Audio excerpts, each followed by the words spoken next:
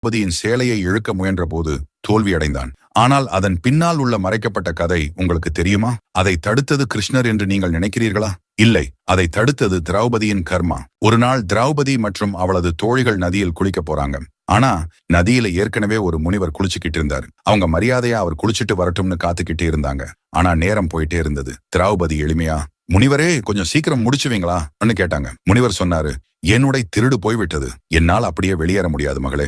அவள் உடனே தன்னுடைய சாரியிலிருந்து ஒரு துண்டை கிழித்து முனிவருக்கு கொடுக்க முயன்றாள். ஆனா நதியின் ஓட்டம் அதை வேகமாக கொண்டு போய் விட்டது. திரும்பவும் ஒரு துண்டை வீசியாங்க, அதுவும் போயிடுச்சு. சற்றும் யோசிக்காமல் 3வது தடவையை கிழிக்கும் போது முனிவர் நைசா நிறுத்தி சொன்னார், அது முற்றிலும் தேவையில்லை மகளே. நீ இப்படியே கிழித்துக் கொண்டிருந்தால் நீயே உடையின்றி போவாய். ஏன் இவ்வாறு செய்கிறாய்? உன் தோழிகளிடம் உதவி கேட்கலாம் அல்லவா? மன்னிக்கணும் முனிவரே, அவர்கள் ஏற்கனவே உங்கள் நிலையை கண்டு ஏளனமாக சிரித்துக் கொண்டிருக்கின்றனர். ஏளனம் செய்பவர்களிடம் உதவி கேட்பது நல்ல செயலாகாது.